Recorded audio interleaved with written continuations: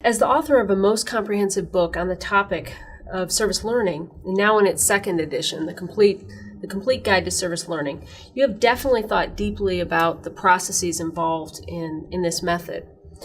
What do you think are some of the greatest challenges to doing service learning really effectively?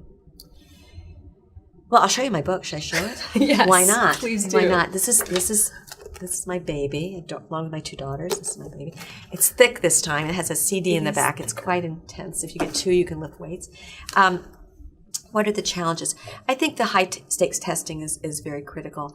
And what we've taken away from schools across the country is professional development. And I think we all know that to really instill any good teaching practice, you need time for teachers, as you would in any career and any profession, time for professional development. So I think we really have to look at what we're losing by that happening. We really need to provide teachers with the ongoing time they need to kind of self-reflect, rejuvenate, and engage in the practices that they know will really be effective with students. So I think that's a tremendous loss and a challenge we have.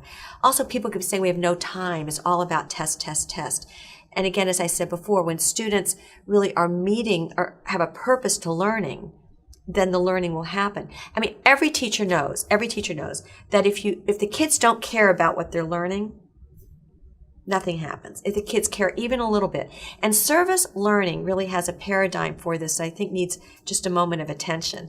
Service, when I do my workshops, I draw a little heart over the word service. That service really connects with the compassion, with the affect, with caring.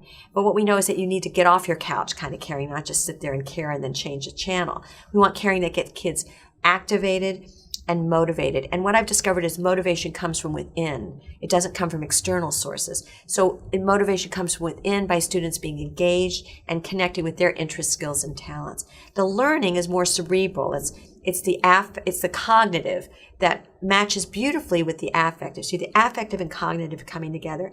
And brain researchers say that all the way from childhood through adolescence, the way we learn is affective to cognitive, that this is like a Harry Potter portal. If you care about it, you want to learn it. And teachers will attest to that.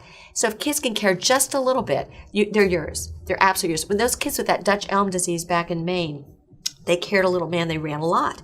So as long as you harness that caring, and kids do care. They care about the environment. They care about other hungry children. They care about what's going on in safety in the world and safety right outside their doors.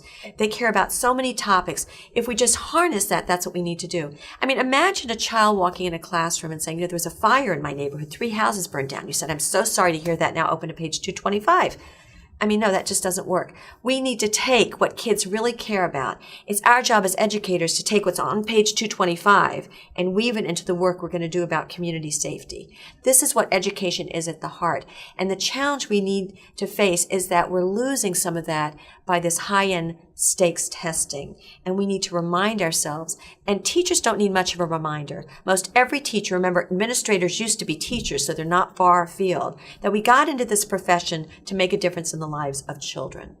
And that's what we need to remember to do. And that's what service learning helps us do, so students can also make a difference, not only for themselves, but they can become people of influence in their community. So we need to really, again, address the issues of the day, whether it's high-level literacy skills we need to meet, school safety. Let service learning be a vehicle to meet those things. Service learning is a vehicle to get kids to stay in school, reduce the dropout rate. Not only the kids who are struggling out of boredom, that's the main reason students drop out is boredom, but also kids on the high end who drop out from boredom. I think we need to get everyone engaged, and I still think service learning is a vehicle. We have to be wary that there are a lot of programs right now for dropout prevention that are old school mentoring programs. Now, I appreciate mentoring, and I need mentoring with kids. I think I value it deeply.